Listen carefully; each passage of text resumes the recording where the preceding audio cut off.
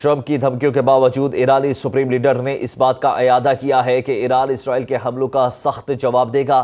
خامنہ ای کا سماجی رابطے کی ویب سائٹ ایکس پر پیغام: اسرائیل پر رحم نہیں کریں گے، دہشت گرد صہیونی حکومت کو سخت جواب دیں گے۔ امریکی نائب صدر جے ڈی وینس نے کہا ہے کہ ٹرمپ ایران کے خلاف جنگ میں شامل ہونے کا فیصلہ کر سکتے ہیں۔ ڈونلڈ ٹرمپ صرف امریکی مقاصد کے حصول کے لیے ہی امریکی افواج کا استعمال کریں گے۔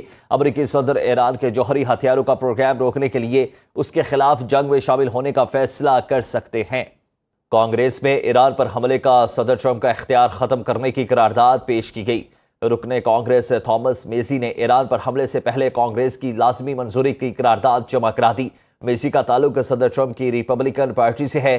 قرارداد میں کہا گیا کہ جب تک امریکی کانگریس ایران پر حملے کی اجازت نہ دے، صدر ٹرمپ کو ایران پر حملے کا کوئی اختیار نہیں۔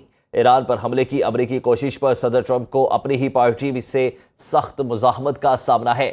امریکی سینیٹر برنی سینڈرز نے کہا کہ امریکہ کا آئین بالکل واضح ہے، اس میں کسی قسم کا ابہام نہیں ہے۔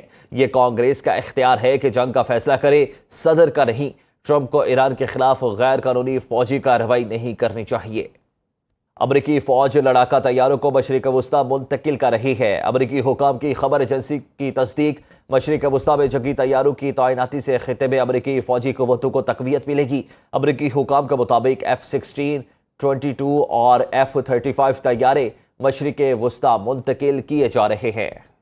برطانوی میڈیا نے دعویٰ کیا ہے کہ امریکی صدر ٹرمپ ایرانی جوہری تنصیبات پر حملے پر غور کر رہے ہیں۔ برطانوی میڈیا کا کہنا ہے کہ ڈونلڈ ٹرمپ ایران کی جوہری تنصیبات، خصوصاً فردو کے مقام کو نشانہ بنانے کے لیے اسرائیل کے ساتھ ممکنہ مشترکہ کارروائی پر غور کر رہے ہیں، جبکہ ٹرمپ کے قریبی مشیروں میں اس حملے کے حوالے سے مکمل اتفاق رائے نہیں پایا جاتا۔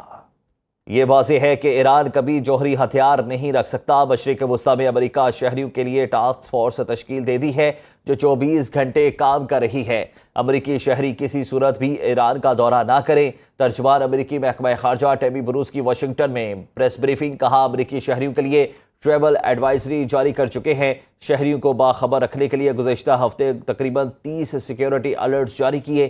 امریکہ نے عراق اور اسرائیل کے حوالے سے ٹریول ایڈوائزری اپ ڈیٹ کی ہے۔ امریکی شہری عراق اور اسرائیل کا سفر نہ کریں۔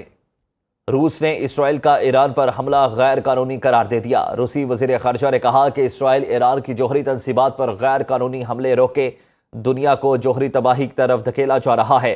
روس سمجھتا ہے کہ ایران اور اسرائیل کے درمیان تنازع کا حل صرف سفارتکاری کے ذریعے ہی ممکن ہے۔ وزارت خارجہ کی جانب سے کہا گیا ہے کہ ماسکو IAEA کی جانب سے ایرانی جوہری سہولیات کو ایرانی حملوں سے پہنچنے والے نقصانات کی غیر جانبدارانہ رپورٹ کا منتظر تھا۔ فرانسیسی صدر ایمانوئل میکرون نے ایران کی حکومت کو زبردستی گرانے کی کسی بھی کوشش کو اسٹریٹجک غلطی قرار دے دیا۔ میڈیا سے گفتگو کرتے ہوئے ایمانوئل میکرون نے کہا کہ ایران کی حکومت گرانے کی کوشش بڑی غلطی ہوگی۔ ماضی میں بھی ایسی کوششیں ناکام رہی ہیں۔ اگر ایران نے امریکہ کی پیشکش کو قبول کر لیا تو مشرق وسطی میں قیام امن کی راہ ہموار ہو جائے گی۔ اقوام متحدہ کی سلامتی کونسل میں پاکستان کے مستقل مندوب آصف افتخار نے شام کی موجودہ صورتحال پر منعقدہ سیشن میں ایران، غزہ اور شام پر اسرائیلی حملوں کی مذمت کی ہے۔ آصف افتخار نے کہا کہ اسرائیلی حملے سے خطے کا امن تباہ ہو رہا ہے۔ سلامتی کونسل اپنی ذمہ داری ادا کرے اور کشیدگی کم کرنے میں اپنا کردار ادا کرے۔ اسرائیلی حملے عالمی اور بین الاقوامی قوانین کی کھلم کھلا خلاف ورزی ہے۔ اسرائیل سلامتی کونسل کی قراردادوں کی دھجیاں بکھیر رہا ہے۔ ایران کا اسرائیل کے خلاف آپریشن وعدہ صادق سوم جاری ہے۔ ایران نے ایک بار پھر اسرائیل پر حملہ کر دیا۔ اسرائیلی فوج کی جانب سے تل ابیب پر حملے کی تصدیق۔ اسرائیلی فوج کے مطابق ایران نے تل ابیب پر 20 بیلسٹک میزائل داغے۔ خبر ایجنسی کے مطابق اسرائیل کا آئرن ڈوم ایرانی میزائلوں کو روکنے میں ناکام رہا۔ اسرائیلی حکومت کی جانب سے شہریوں کو شیلٹرز میں جانے کی ہدایات جاری کر دی گئی۔ تہران اور وسطی ایران کے شہر اصفہان میں بھی دھماکے سنے گئے۔ خبر ایجنسی کے مطابق اسرائیلی فوج نے کہا ہے کہ اس نے تہران میں 12 میزائل لانچنگ سائٹس پر داغے ہیں۔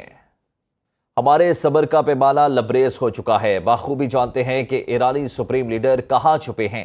وہ ایک آسان ہدف ہیں لیکن ابھی کے لیے وہاں محفوظ ہیں۔ امریکی صدر ٹرمپ کا سوشل میڈیا پر نیا پیغام: کہا، ہم نہیں چاہتے کہ شہریوں یا امریکی فوجیوں پر میزائل داغے جائیں۔ امریکی صدر نے ایران کی فضاؤں پر مکمل کنٹرول کا دعویٰ بھی کر دیا ہے۔